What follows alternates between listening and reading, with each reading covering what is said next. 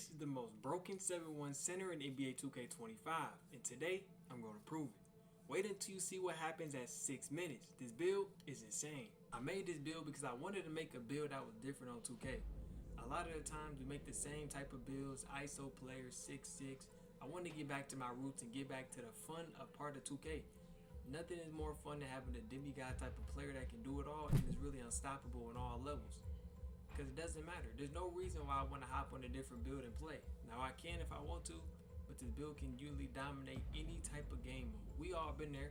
We didn't have builds that was specifically for Pro-Am, specifically for Park, and that gets too much, bro. So why not make a 7-1 that can do it everything and dominate on any game mode, any players, and run with any type of squad? So many people think that when I play people, they think they can do what my center build can do, but you can't do that.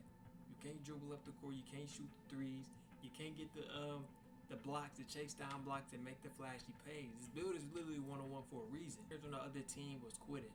And I'm telling you, bro, nothing is worse than playing a red game, making your player quit, and now I gotta play the computer because you can't guard me. I don't even like going to rec no more. Because when I go to rec, somebody always quitting. I get a computer, then the whole second half I'm sitting in the corner, man. I'm sitting in the corner because we know the computer on 2K. The defense is whack. They just sit on you, they don't move, they don't do nothing. If my teammates can't score, the other team might come back and win. So this build is fun, but it's got its downside. If you're doing too good, you exposing your matchup too much, they will quit the game and literally make it so you will be having a computer. And I feel like, man, all the doubters out there, they told me a 7-1 player can't shoot. Bet. And that's one of the reasons why I like running this build, because when you match up with somebody that don't think you can shoot, they don't think you can dribble, they don't think this build fast enough, they don't think this build got enough defense, bet. From these tracks off of my shows like time is why do haters pay attention but they don't pay homage. Niggas wanna see me fall since I ball like Common. That's my word, I put them all up in the box like comments. This is the most broken 7-1 center in NBA 2K25, and today I'm going to prove it. This is why my 7-1 is unstoppable. In the paint, it can shoot like a guard. With a 90 strength, bro, you got the ability to really back down with anybody in the post. 9 times out of 10, unless you playing a pure post scorer, you're going to have the most of the time have the strength advantage. And even if you do match up with a post scorer, they can't slide their feet. A lot of the post scorers on this game are either slow, like Nikola Jokic, Joel Embiid. They don't got the lateral foot speed to keep up on the perimeter, which at 7-1 is a huge advantage. Not only can I dribble, but I can shoot from the 3-ball. So having a big center, low perimeter, low speed, that's a mismatch, and that makes it more likely you'll get a good look and score. Even if you do send some help, send a double team, as long as my teammates hitting the open shots, the bucket's gonna be there. 90 mid-range, I can play any type of style. You know what I'm saying? Depending on 2s or 3s. Most of the time I run 3s, but if 2s are necessary, it's even more fun on 2s because you can ISO, and 2s, the floor is way more spread out. Regardless of who's guarding me or how they're playing me, the build has so much versatility, it can make it even a mismatch for anybody on the floor.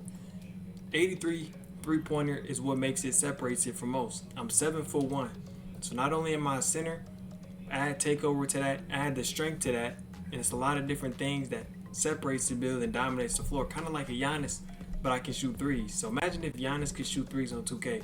This is really what I'm doing. 87 pass accuracy, all the passes you can make, flashy lobs. So essentially I can become a 7-1 playmaker. Even if you do take the ball out of my guard hands, I can run the point guard, or even play like a Draymond Green, Jokic role, which is really why them builds are different, because like I said, post scorers and centers, the perimeter is lacking, the defense is lacking. The only thing they really there for is protecting the rim and rebounding, right? So essentially, 70 ball handle really makes me move like I got an 88. So many 6'8" small forwards on this game, whether you a LeBron James type of build, a like 6'6" lockdown, or a 6'5" guard who'd like to dribble and shoot 3s, I can play all type of roles. So why not be 7'1" and be able to do what a 6'1" guard can do, 6'6" guard, 6'8", 6'9", all the way up. You might as well be the tallest height in the game to do all the things everybody else can do. The height makes it that much unguardable and unstoppable. It really don't matter what the attributes is. If you taller than a player who guarding you, y'all, you gonna get the better look, the better contest, the better stop, open shots, open looks. So regardless, the advantage shouldn't be in your favor 9 times out of 10. And as a center, we gotta have the essentials. You gotta protect the rim, get blocks, get rebounds. Now, of course, if you want to be this style and play the different styles and be that versatile and unstoppable, you cannot neglect rebounding and interior defense. Because if you do that, you're gonna have so much holes in your game, you're not gonna be able to run the center position. So make sure the 88 interior, 94 block. This is why my 7-1 is unstoppable. In the paint, it can shoot like a guard. Now, key stat to animations that make this really separate itself is the shooting ability. 83-3. You'll get some crazy elite takeovers, and that's one of the things I be tinkering with every other game. Depending on who I'm playing with, knowing my people that I play with, they play styles in the game modes, I'm switching takeovers. I can either run a takeover that lets me get 99 strength, turns me into a box out beast, rebounding machine, or I could put on the takeover that turns me into a sharpshooter, a sniper, shooting like Steph Curry. I made a build for shooting like Steph Curry for a reason. You get the takeover with the badges and animations, and nobody should be able to contest a single shot you shoot.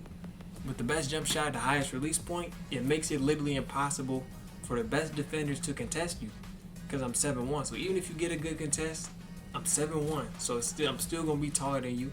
And centers, they don't have them type of defensive badges to be able to contest you and stop you on the perimeter. So you always got the advantage.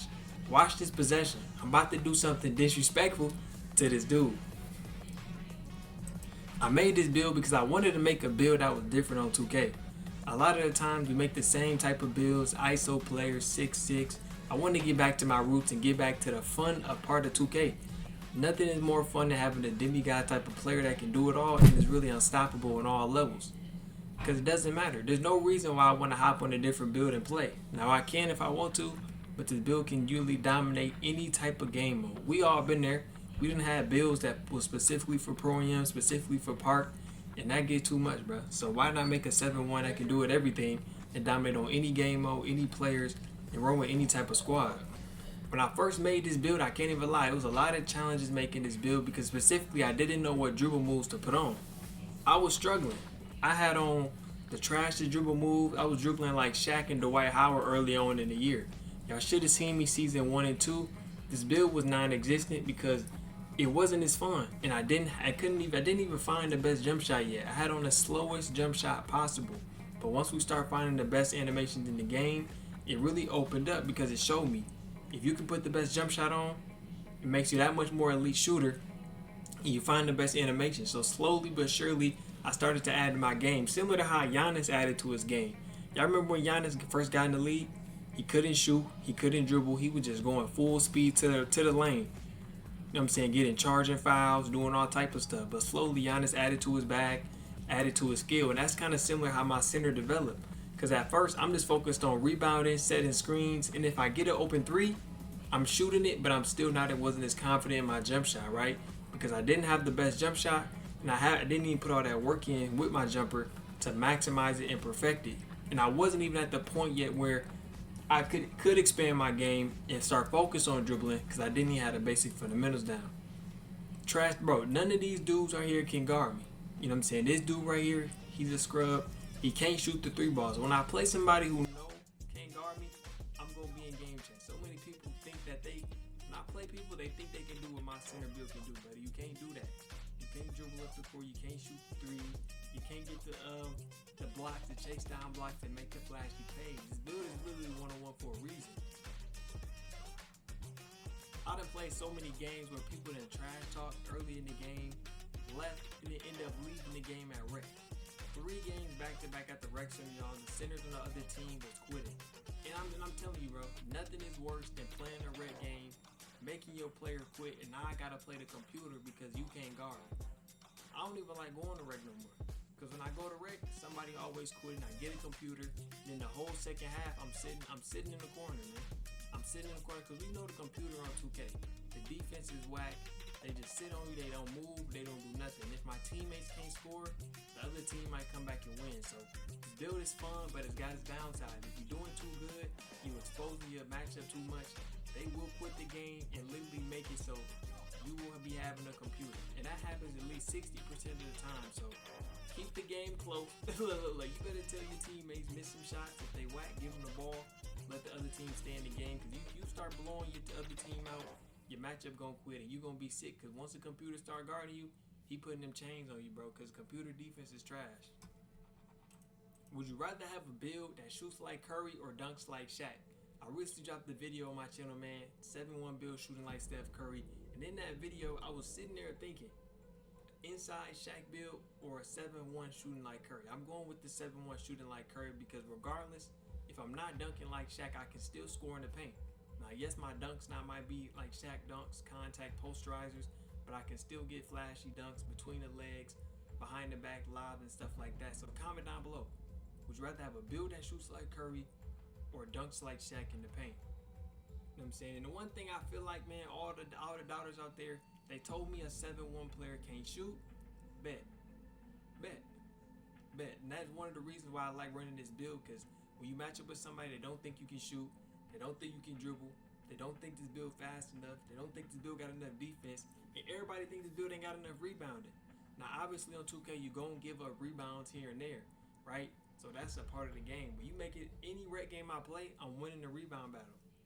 Every single rec game I play, the rebound battle, I'm winning. Now in park, I'm not always winning the rebound battle in park because if my teammates aren't hitting shots and I'm spotting up a corner in the 3, my man gonna grab the rebound. That's just how basketball go. But 9 times out of 10, we winning the rebound battle, shooting more 3s, and our matchup is sitting there looking confused, bro, and they end up winning the game because they don't know how they gonna stop it.